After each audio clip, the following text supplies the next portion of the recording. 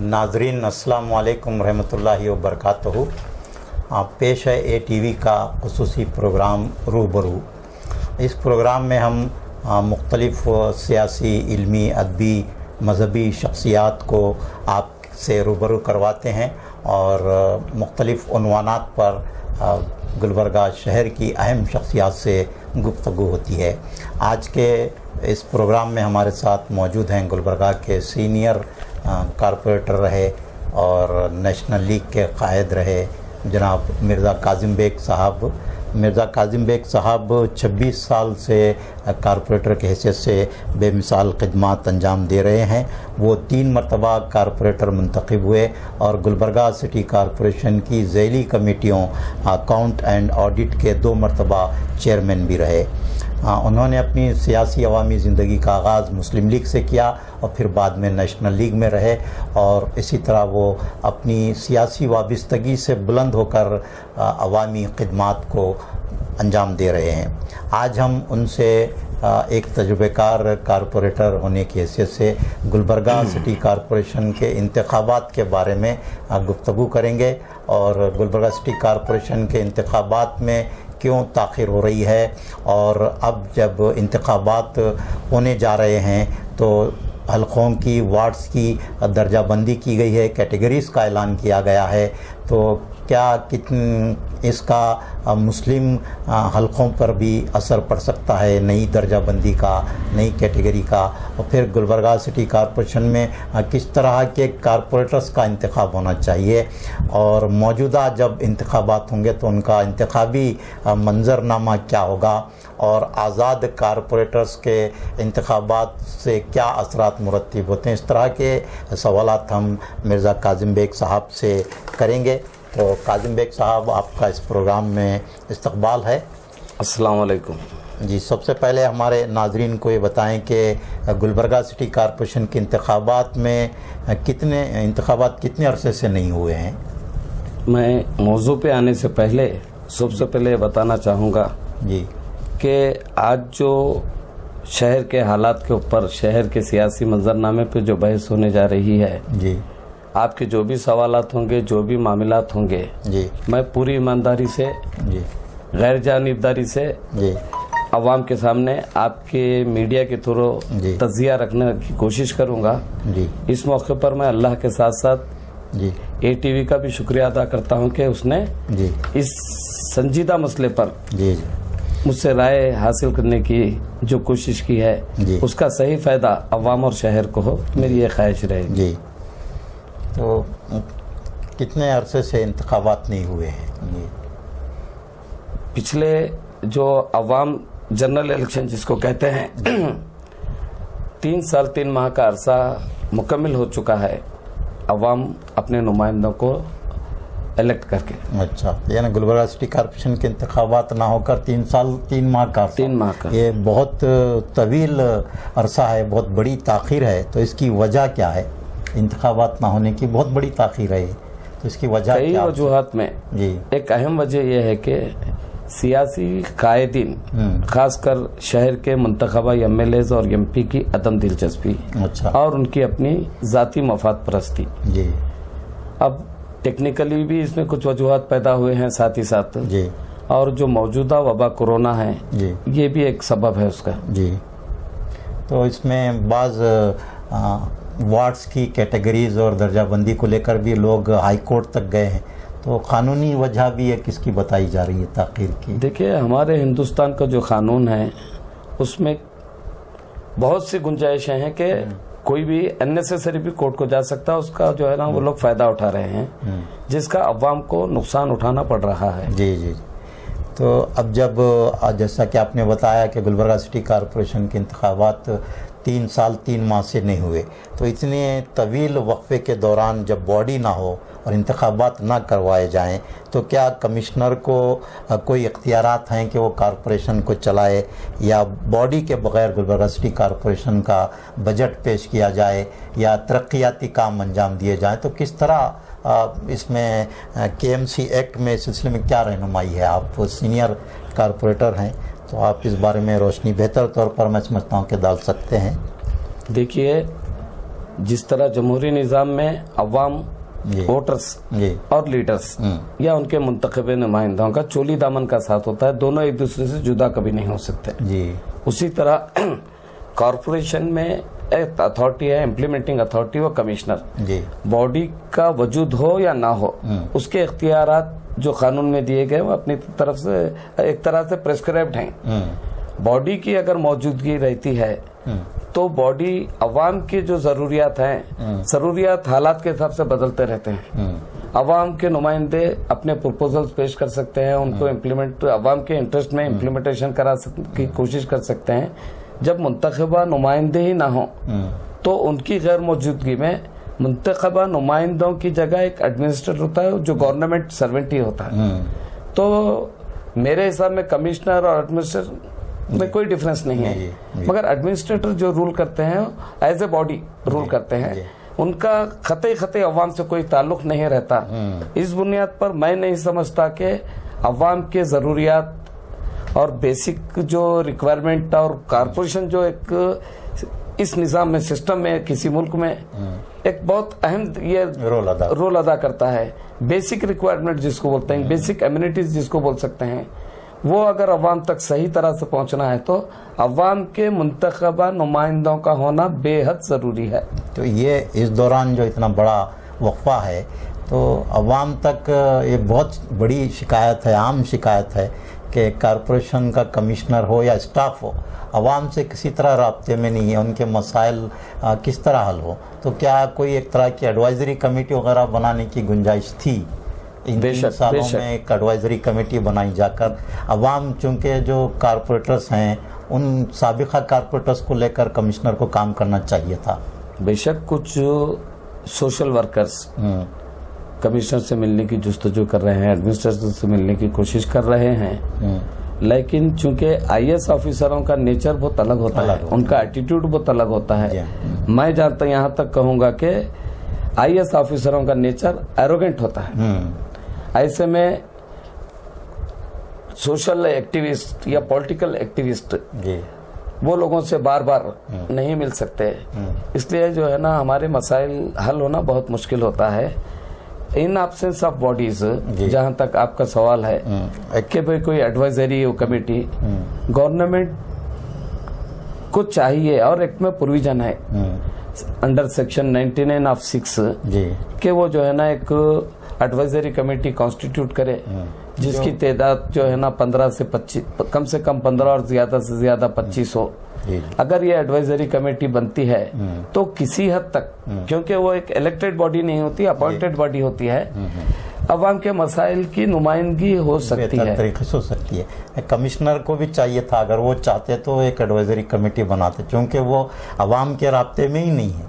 तो जो साबिका कारपोरेटर्स है, जैसा कि आपने कहा सोशल एक्टिविटीज़ हैं, तो ये लोगों से उनका ये आम शिकायत है कि उनको भी मौका नहीं मिलता मुलाकात का। तो एक एडवाइजरी कमेटी बनाई जाती तो बेहतर होता। तो इसमें बजट की तैयारी में भी एडवाइजरी कमेटी से मदद ली जा सकती थी। बेशक एडवाइजरी कमेटी से मदद ली जा सकती थी, मगर मैं मेरे सियासी और ये जो इलेक्ट्रल सिस्टम के हिसाब से जो मैंने ऑब्जर्व किया है, कभी भी ऑफिसर और काउंसिल का मिलन बहुत मुश्किल से होता है, हमेशा टकराव रहता है। वो हमेशा अवामी नुमाइंदों को अपना दुश्मन ही समझते हैं। अच्छा। तो ऐसे हालात में वो क्यों चाहेंगे कि फिर जब उनको अपॉर्चुनिटी मिली है आजादाना तौर पर, यानी अपनी मर्जी से डिक्टेटरशिप से काम करने का जो मौका नेचुरली उनको मिल रहा है, तो उन्हें क्यों चाहेंगे कि और जो है ना अपने सामने ताकत खड़ी कर लें। तो इस पे और गुफ्तगू हम आगे करेंगे। तो इस सवाल पर मैं आपकी तवज्जो मबजूल करना चाहूँगा कि गुलबर्गा सिटी कॉरपोरेशन की पिछली बॉडी में और उससे पहले की बॉडी में कितने मुस्लिम कॉरपोरेटर्स थे और इनमें मर्द और खातून कॉरपोरेटर्स की क्या तादाद थी?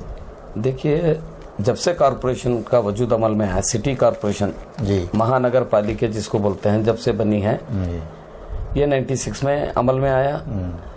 जब से लेकर अब तक की तारीख किसी हद तक मुझे याद है, मैं बोलने की कोशिश करूंगा जी।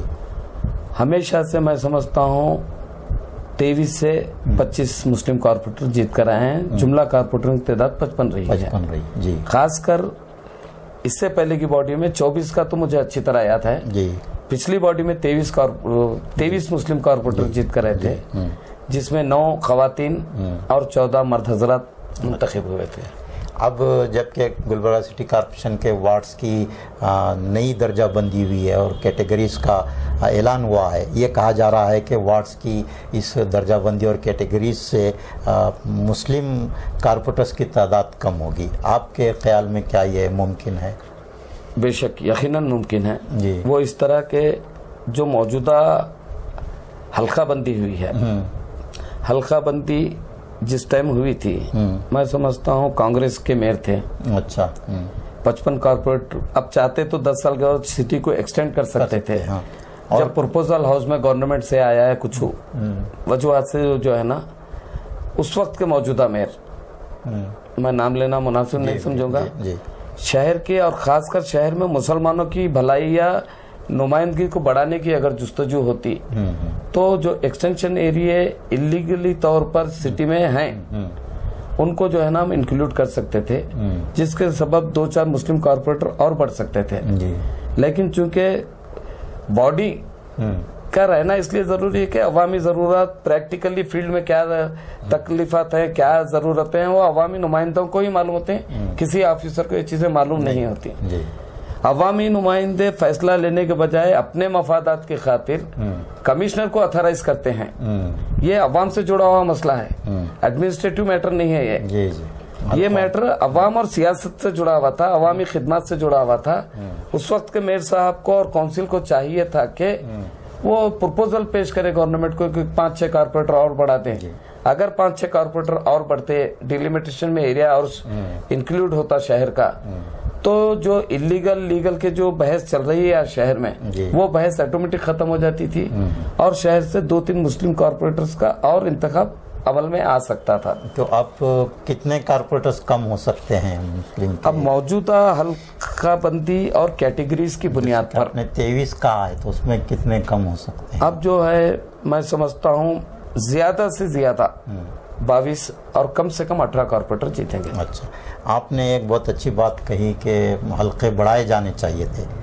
क्या आप इस बात को मानते हैं कि मौजूदा जो 55 वार्ड्स हैं वो शहर की आबादी के हिसाब से मुनासिब है या उसमें और इजाफा होना चाहिए था? ये किसका काम है? नहीं, एक चीज क्या है, 55 वार्ड्स नाकाफी हैं ये कॉर्पोरेटर्स तादाद, इसमें और वार्ड्स बढ़ने चाहिए ना जी। आपने मुस्लिम हल्कों की बात की, मैं आपसे पूरे शहर की बात की। 4 हमारे जो है ना बार इलेक्शन हुए जी 96 के बाद से शहर बहुत बढ़ चुका है। शहर के वसाइल अपनी जगह हैं जी, माली वसाइल जो हमारे इंस्टीट्यूट के हैं उसके अपनी जगह हैं। अवामी नुमाइंदे का मतलब ये नहीं है कि अवाम जो भी चाह रही है, जो भी चाह रही है वो प्रोवाइड करे। कोई फैसिलिटी या कोई सहूलत प्रोवाइड करने के लिए क्या बोलते कैपेसिटी, सलाहियत, इंस्टीट्यूट की सलाहियत भी होना बहुत जरूरी है। अच्छा, मेरे जहां तक ऑब्जर्वेशन है, मैं अकाउंट कमेटी में रह चुका हूँ और ज्यादा अकाउंट कमेटी में ही रहा हूँ, तो मेरे पास जरा कारपोरेशन का हिसाब किताब ज्यादा है। तो कारपोरेशन के जो रेवेन्यू है वो प्रॉपर नहीं वसूल हो रहा है या प्रॉपर आ नहीं रहा है। इसमें अवाम भी जिम्मेदार है। अवाम की ख्वाहिश तो रहेंगी कि अपना फायदा हो, लेकिन इंतजामिया क्या कर रहा है? एडमिनिस्ट्रेशन, इंतजामिया की कोऑपरेशन के बगैर कोई बुराई पनप नहीं सकती। अगर कारपोरेशन की माली हालत कमजोर है तो उसका जिम्मेदार भी कारपोरेशन का स्टाफ ही है। उसके बाद जिम्मेदारी आयद होती है अवामी नुमाइंदों की कि अवाम पर जुल्म भी ना हो, अवाम को सहूलत पहुंचाने के लिए हम माली तौर पर मजबूत भी हों। ये जो है ना बहुत बड़ा ड्रॉबैक है।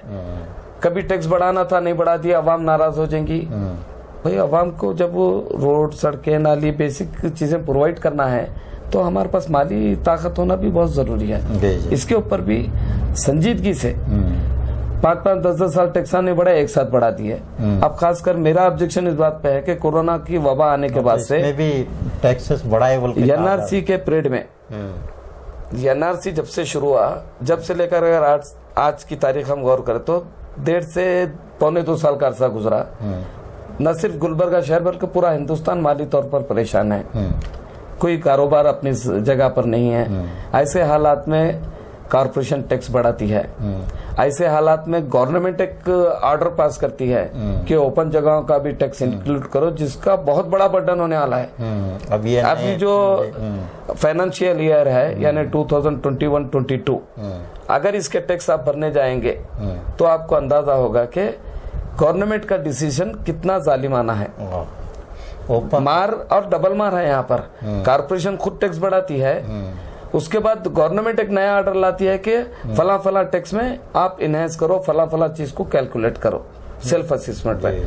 तो ये बर्डन बहुत बड़ा बर्डन होने वाला है। ऐसा कहा गया है कि मकान का जो सहन है उस पर भी टैक्स बिठाया जा रहा है। बिल्कुल वही मैं बात करना चाह रहा हूँ। सिर्फ हम मकान की बात कर रहे हैं, फंक्शन हॉल्स हैं, दाल मिल्स हैं, एजुकेशनल इंस्टीट्यूट हैं, खासतौर पर ओपन स्पेस पे भी इनके जब ओपन स्पेस पे टैक्स बढ़ेगा तो लाजमी बात है डायरेक्टली वो असर फिर पब्लिक पर ही आएगा। तो पिछली बॉडीज में ये टैक्स नहीं था, ये टैक्स नहीं था। ये टैक्स गवर्नमेंट बीजेपी गवर्नमेंट जो है ना इम्पोज की है। जी जी। और मैं समझता हूँ और इसमें जिम्मेदार कॉर्पोरेटर लेवल के लोगों का काम नहीं था। जो एमएलए हैं शहर के, पार्टी और काज से बुलंद होकर सोचते अगर कि भाई हम बहुत खराब माहौल से गुजर रहे हैं, आज लोगों को खाने के लिए जो है ना अपने 2 वक्त का खाना खाने के लिए तकलीफ हो रही है, कोई किराएदार है तो ओनर को किराया नहीं दे सक रहा, ऐसे कई माली बहरान का शिकार है। ऐसे में जो बर्डन डाल रहे हैं, फिर एक बार मैं कहूंगा कि ये अवाम पर खुला जुल्म है। ये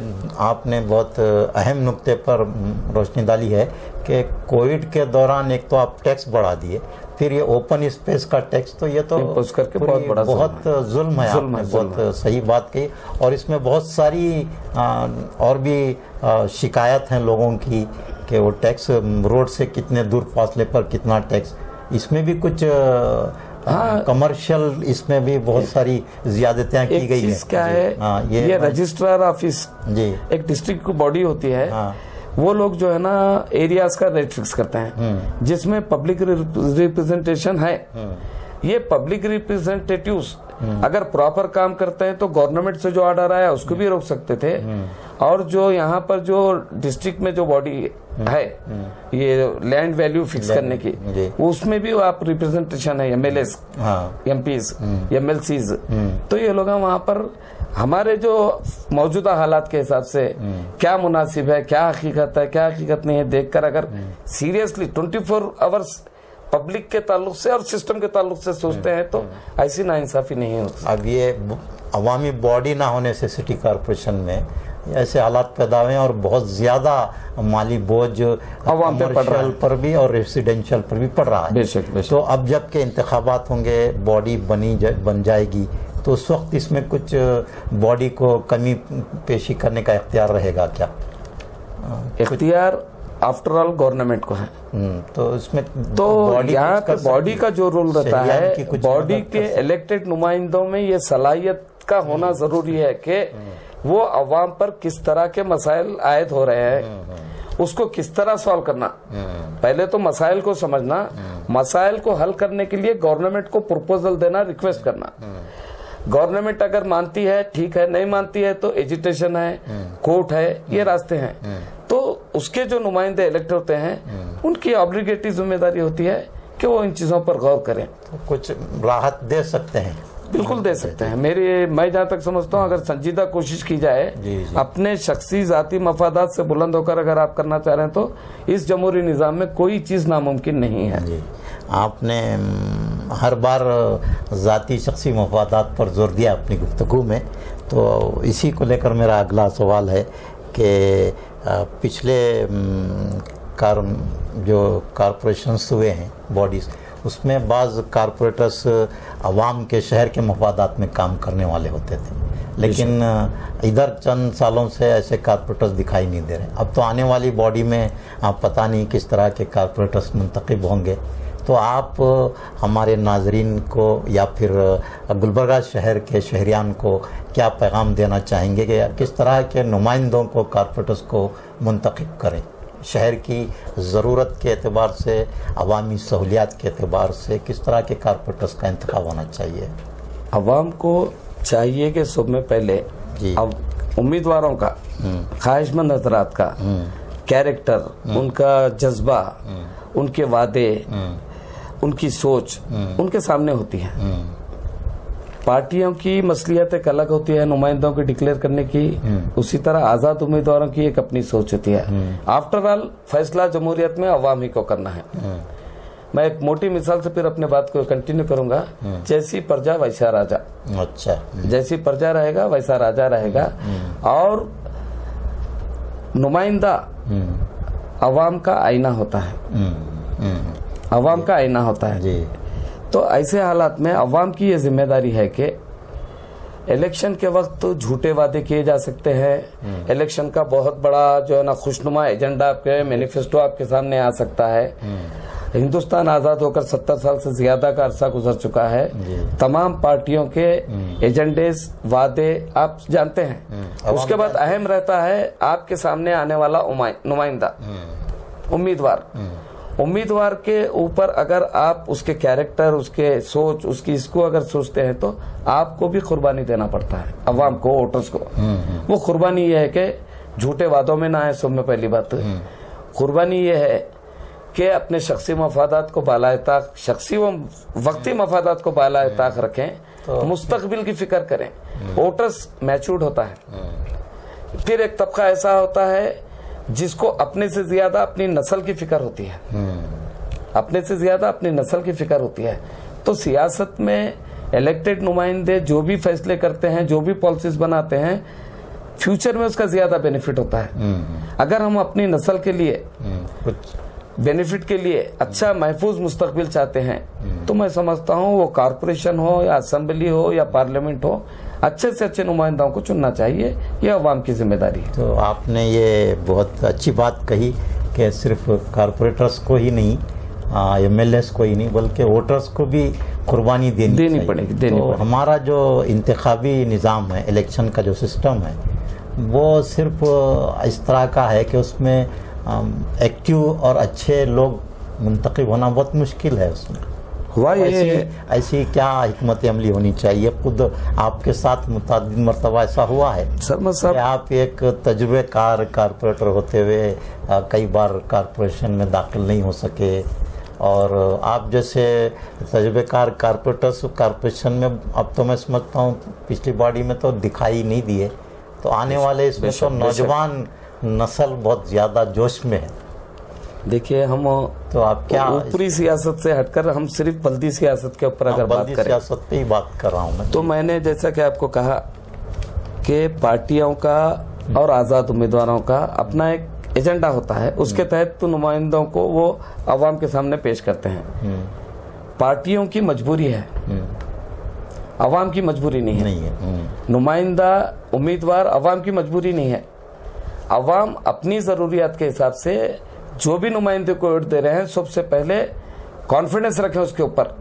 आपको उस पर कॉन्फिडेंस होना चाहिए। कॉन्फिडेंस की बुनियाद पर अगर आप वोट देते हैं, उसके बाद सब्र करते हैं, भरोसा उम्मीद रखते हैं, तो मैं समझता हूँ पॉलिटिक्स में जो है ना एक अच्छा रिजल्ट आ सकता है।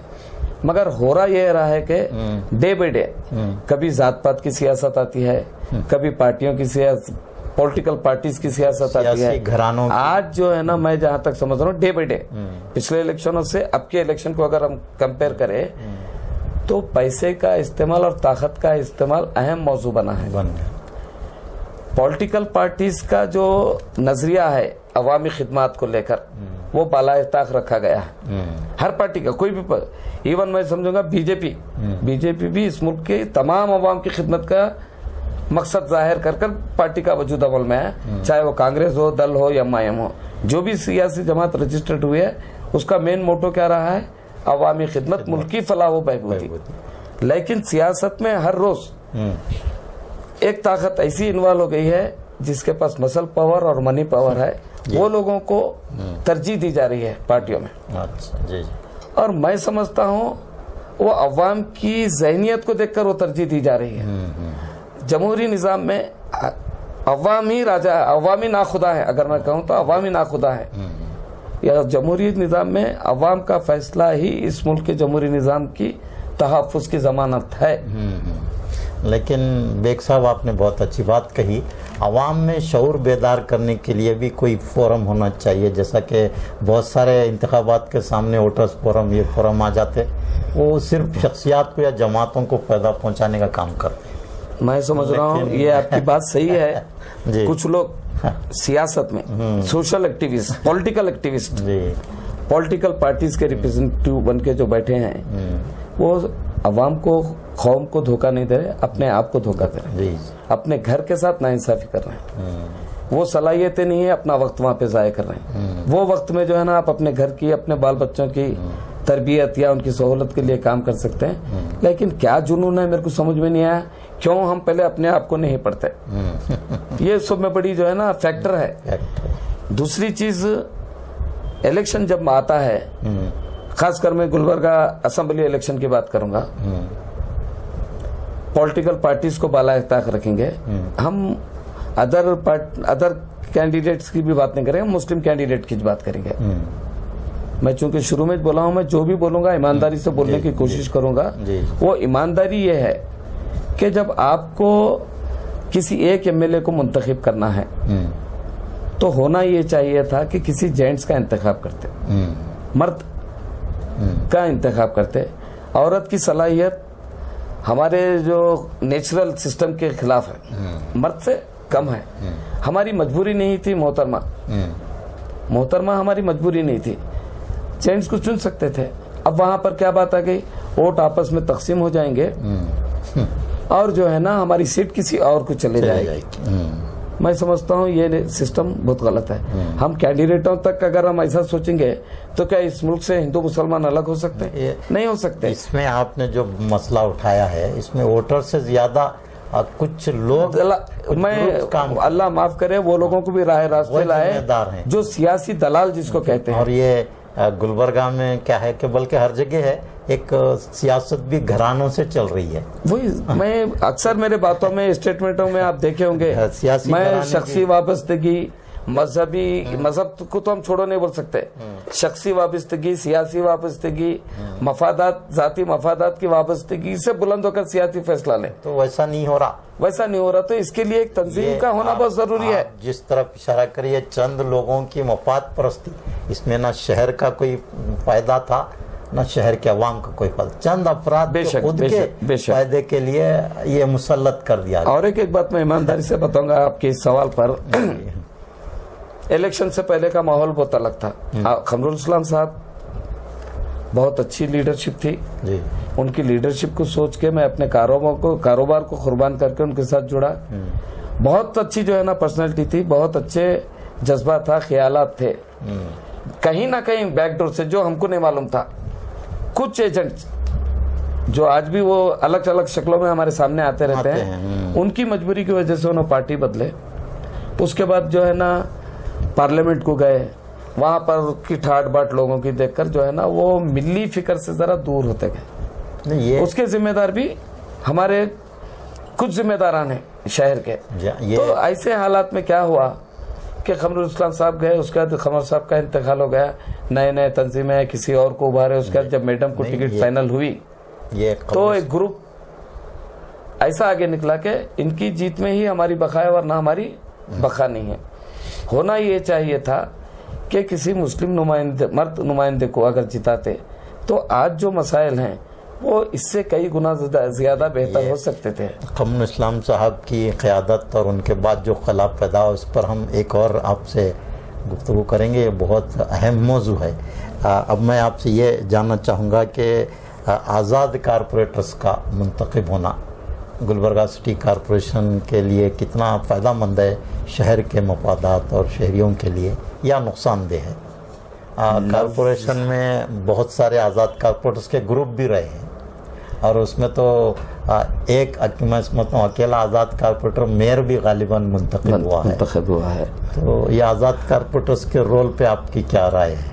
एक चीज़ असल ये है कि आज़ाद जो वर्ड है, आज़ादी बहुत बड़ी नेमत है, होना भी चाहिए। लेकिन आज़ाद कारपोरेटर हो या कोई पार्टी का उम्मीदवार हो, उसकी सोच और उसके किरदार ही असल इम्पोर्टेंट है किसी पार्टी से जीत कर आ रहा है कोई नुमाइंदा या आजाद जीत कर आ रहा है तो माने नहीं रखता। यहाँ पर जो असल नुक्ता है वो है उसकी सोच फिक्र, उसके तरीक़ेकार का। तो अब कैसे तरीक़ेकार को, कैसी सोच वाले को, कैसी फिक्र वाले को, किस तरह की उम्मीदवार को मुंतखब करता है, फिर अवाम की जिम्मेदारी है। यानी मैं बोलूँ ना, अवाम को और नुमाइंदे की सियासत को हम कतई जुदा नहीं कर सकते।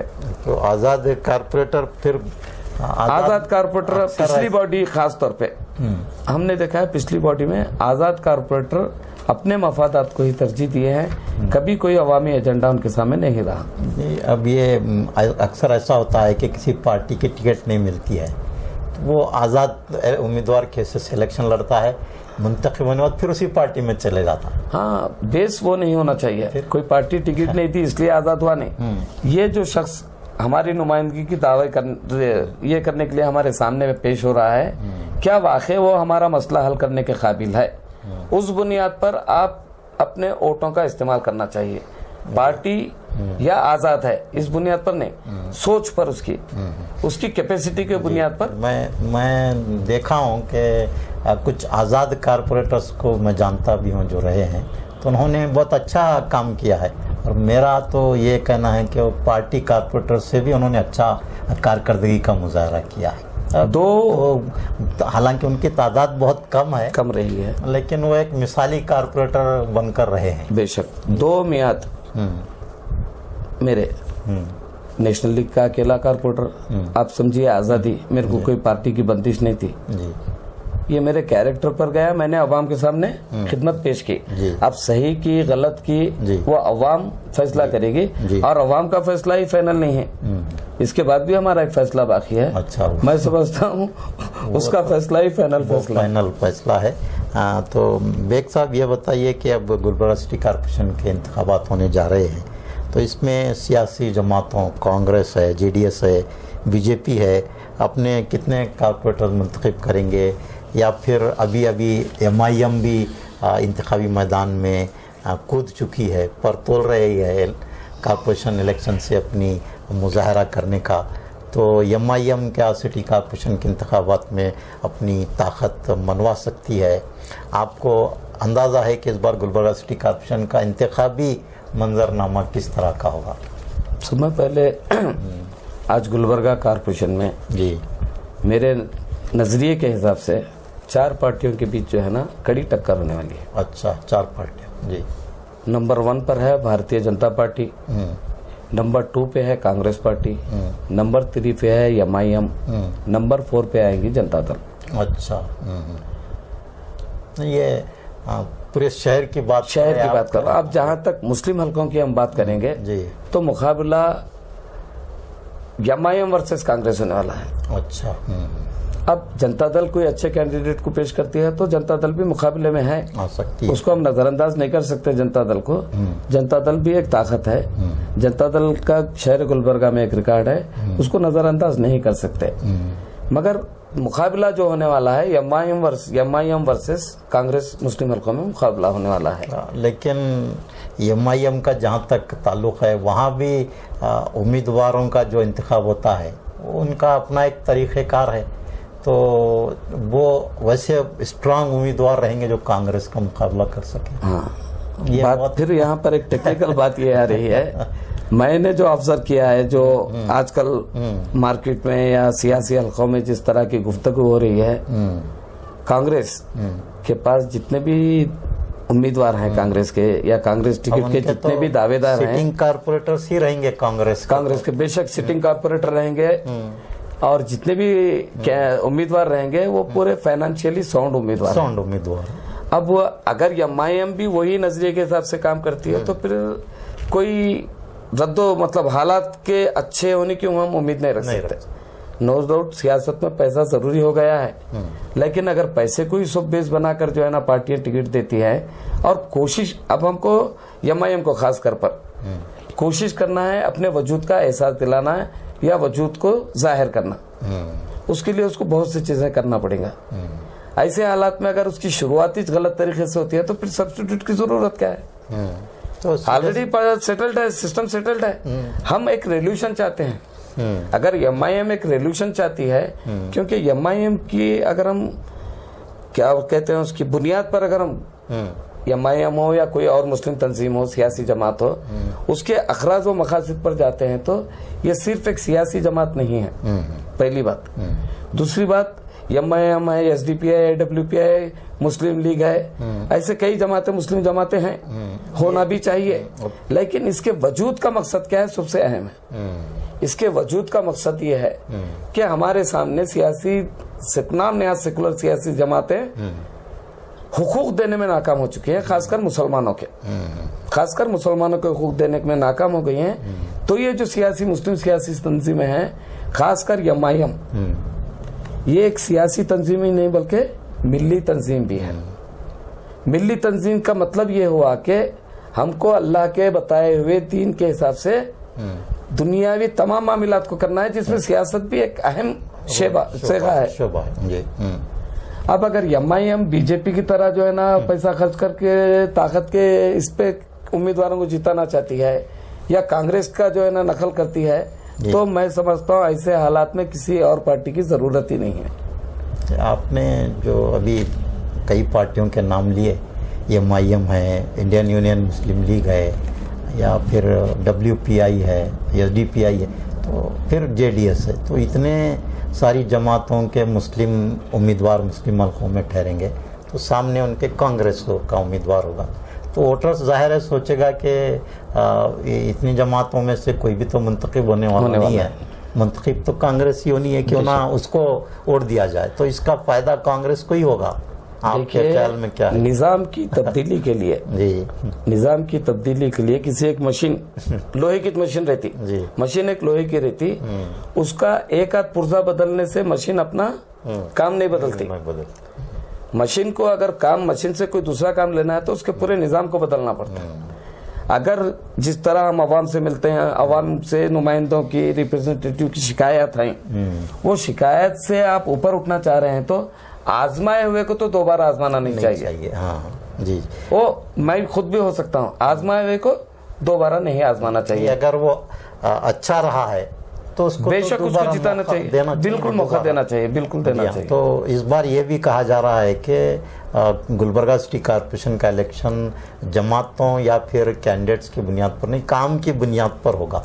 लोग जो है काम करने वाले उम्मीदवारों को जिताने की एक जहन साजी चल रही है शहर में, तो क्या इस पर कुछ वर्कआउट हो सकता है कि काम करने वाले एक्टिव लोग, चाहे वो समाजी वर्कर हों या पार्टी के वर्कर हों, नौजवान बहुत से इसमें एक नया ट्रेंड आया है एनजीओज भी आए हैं, बेचारे इतनी दिन रात मेहनत कर रहे हैं, अपनी जिंदगी की फिक्र नहीं है उनको। जी कोरोना पेशेंट ऐसे हालात में कर रहे हैं, अल्लाह उनको उसका अजर देगा।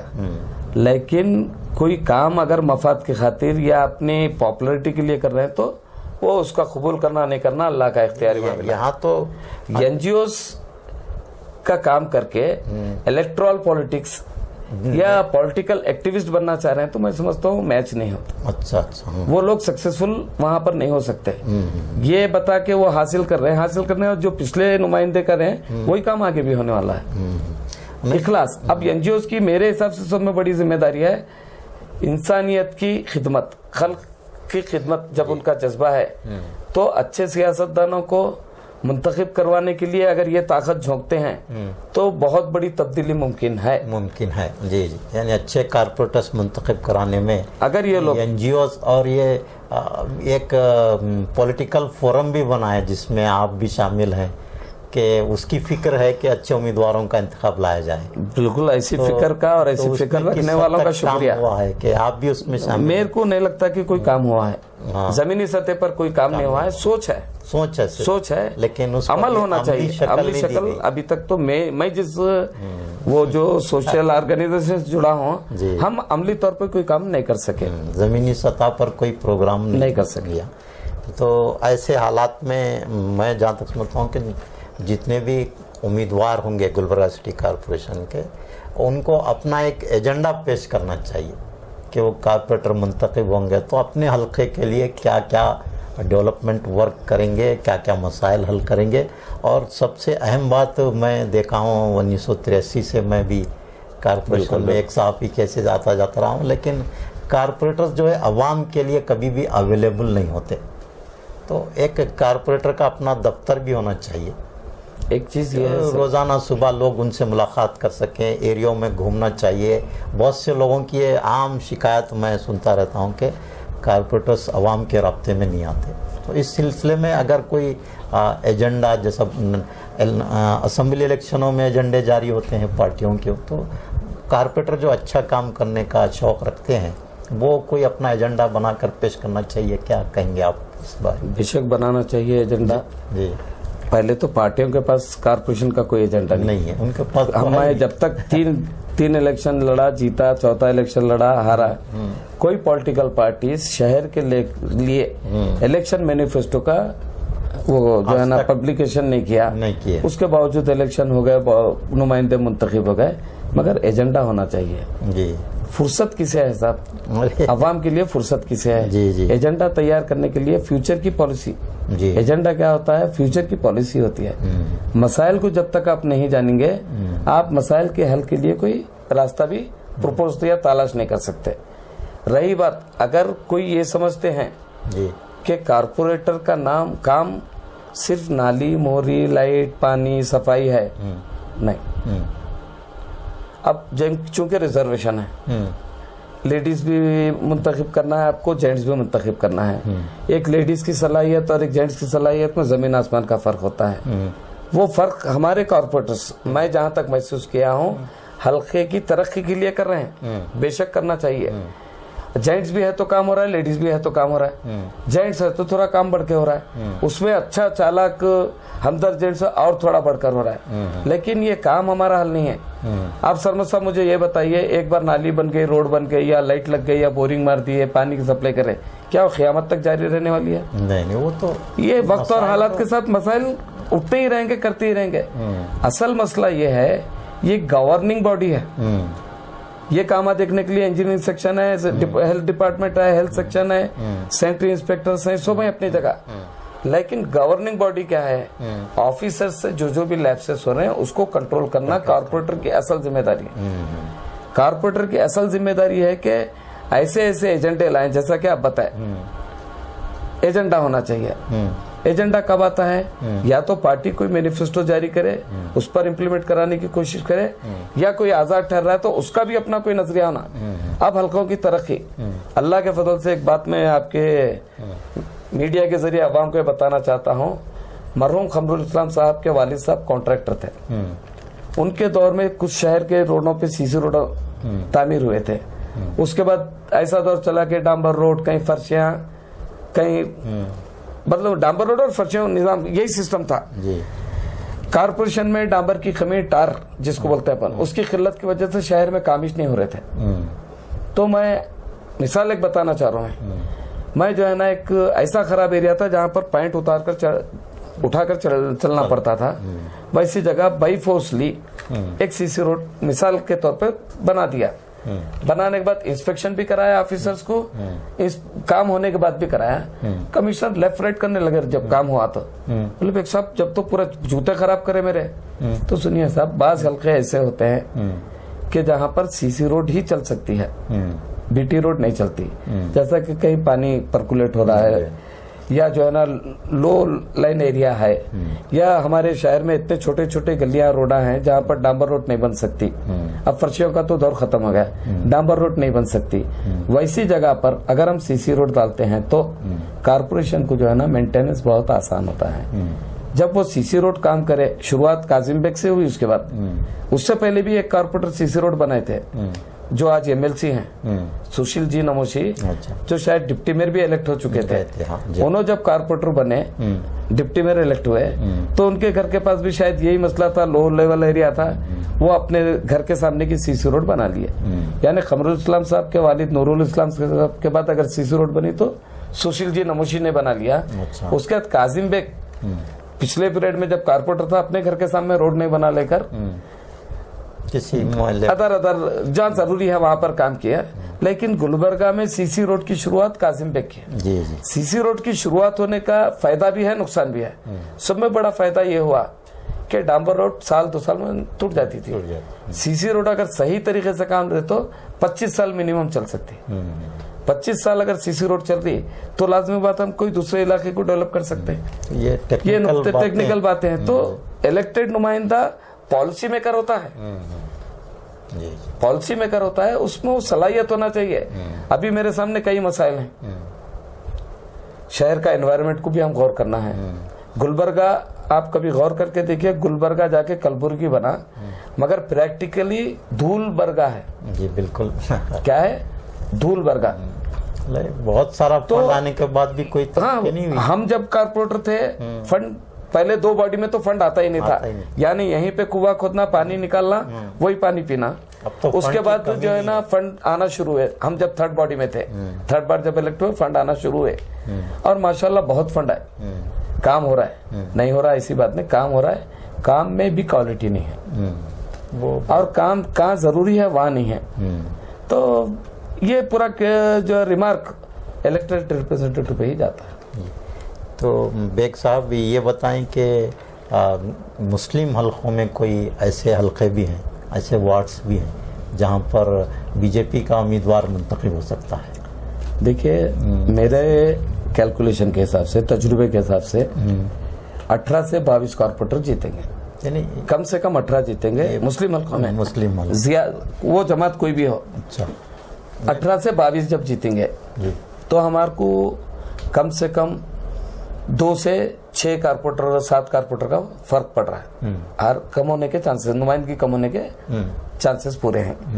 उसके बाद जो आप पर्टिकुलर मुस्लिम हलकों की बात की है, कोई वार्ड ऐसा है या 2 या 1? हाँ, ऐसे मेरी नजर में 4-5 वार्ड हैं, क्योंकि ये बाउंड्रीज उस इलाके के कारपोरेटर को वो अच्छी तरह अंदाजा होता है कि भाई यहाँ से यहाँ तक है, इतने वोटर है, इतने हैं, ऐसा होता है वैसा होता है। यह बेसिक चीज क्या हो रही है, ख्वाहिशमंद हजरात खासकर मुस्लिम कम्युनिटी में बहुत ज्यादा दावेदार है। और हमारे वोटिंग करने के मैं जब तक नजरे को देखा हूँ, हर कोई अपने अपने मफादात को बाला सामने रखकर वोटिंग करता है। वोटों की तकसीम होने के इम्कानात बहुत ज्यादा हैं। ऐसी सूरत में 2 से 6, 2 से 5 मुस्लिम कॉर्पोरेटर्स और कम हो सकते हैं। अच्छा, 22 में फिर ये देखिए 5 कम हो सकते हैं। हाँ, फिर उसमें से भी 2 से 5 कारपोरेटर कम हो सकते हैं। बीजेपी के इम्कानात हैं बेशक हलकों में। और अगर ऐसा होता है तो मैं समझता हूँ वैसे 90% बीजेपी इख्तिदार में आने वाली है। एक स्ट्रांग अपोजिशन को लाना है तो मुसलमानों को पहले तो अच्छे नुमाइंदों को सेलेक्ट करना, उसके बाद जहाँ पर हिंदू हल्के हैं, रिजर्वेशन जहाँ पर हिंदू हल्कों का है, गुलबर्गा हिंदू मुस्लिम एक एकजाती का शहर है, यहाँ पर हिंदू मुस्लिम मिलकर हैं, साजिशें कोशिशें मफादात के खातिर होते रहते हैं, अपनी जगह है। लेकिन ओवरऑल अगर हम करें तो हमारा शहर अमन पसंद शहर है, हमारे एक दूसरे ताल्लुकात बहुत अच्छे हैं। आपके हल्के में भी कई गैर मुस्लिम मोहल्ला जात थे, बेशक, तो आपने उनके साथ बहुत अच्छे आपके रवाबित रहे वहाँ। मैं एक मिसाल देता हूँ, मैं बड़ी बात नहीं कह रहा।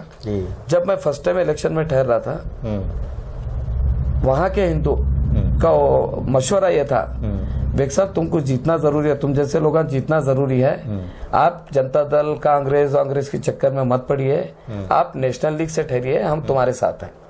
ऐसा एक मखसूस 4, 6, 8, 10 घरों की बात करूंगा मैं। जब मैं सेकंड टाइम इलेक्शन लड़ा, जब कैंपेन लड़ा, तो हालत ये भी थी सरमद साहब, लोग मेरे पैरों पे पानी डालकर, हिंदू खासतौर पे मेरे पैर पड़कर मुझे वोट दिए। वहां पर उस वक्त 35 to 40% हिंदू हैं, वोटर्स हैं। उसके बावजूद बीजेपी का नुमाइंदा मेरे सामने 60 वोट लेता है। बीजेपी का नुमाइंदा 60 वोट लेता है। तो वहां पर सिर्फ तरक्की या यही नहीं, बल्कि हमने इंटीग्रेशन को भी फरोग दिया। एक नुमाइंदा कैरेक्टर अपने कैरेक्टर की बुनियाद पर सोशल इंटीग्रेशन, नेशनल इंटीग्रेशन को भी फरोग दे सकता है। इस बात का मुझे यकीन है। अगर नुमाइंदे अच्छे हो रहे तो मैं बोल रहा हूँ अमन बरकरार रहना कोई मुश्किल काम नहीं है। जी जी जी। तो बहरहाल ये बहुत नाजरीन तवील गुफ्तगू गुलबर्गा सिटी कॉर्पोरेशन के इंतखाबात को लेकर हुई। हम मिर्ज़ा काजिम बेग साहब के बेहद शुक्रगुजार हैं कि उन्होंने हमारे इस प्रोग्राम के लिए वक्त निकाला। इसी के साथ हमारा ये प्रोग्राम इख्तिताम पजीर होता है। अल्लाह शुक्रिया। अस्सलाम वालेकुम।